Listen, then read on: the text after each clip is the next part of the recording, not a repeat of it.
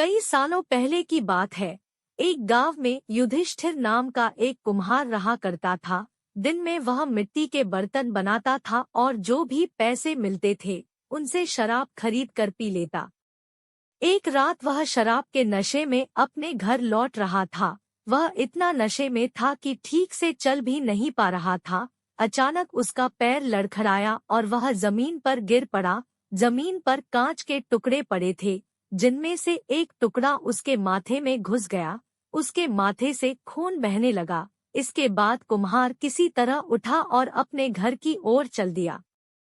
अगले दिन जब उसे होश आया तो वह वैद्य के पास गया और पट्टी करवाकर दवाई ली। वैद्य ने कहा, घाव गहरा होने के कारण इसे भरने में समय लगेगा। पूरा भर जाने के बाद भी इस घाव का निशान नहीं जाएगा, इसीलिए अभी आप न कहीं आ सकते हैं न कहीं जा सकते हैं।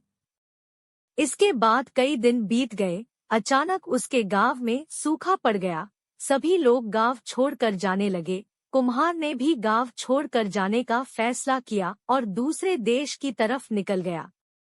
नए देश में जाकर वह राजा के दरबार में नौकरी मांगने गया। वहां राजा ने उसके माथे पर चोट का निशान देखा और सोचा, यह जरूर कोई पराक्रमी योद्धा होगा और दुश्मन से लड़ते समय इसके माथे पर चोट लगी होगी। यह सोचकर राजा ने उसे अपने दरबार में एक खास जगह दे दी और उस पर विशेष ध्यान देने लगे। यह देखकर राजा के दरबार में मौजूद राजकुमार, सेनापति और अन्य मंत्री उससे जलने लगे। ऐसा कई दिनों तक चलता रहा। एक दिन शत्रुओं ने राजा के महल पर हमला कर दिया। राजा ने अपनी पूरी सेना को युद्ध के लिए तैयार किया। उसने युधिष्ठिर से भी युद्ध में जाने के लिए कहा। युधिष्ठिर जब युद्ध भूमि की तरफ जा रहा था तो राजा ने उससे पूछा कि उसके माथे पर यह चोट किस युद्ध में लगी।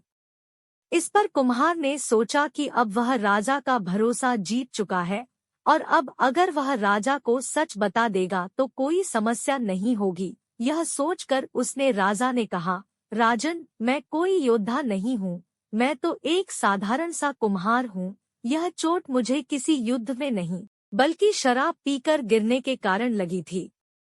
कुम्हार की यह बात सुनकर राजा को बहुत गुस्सा आया।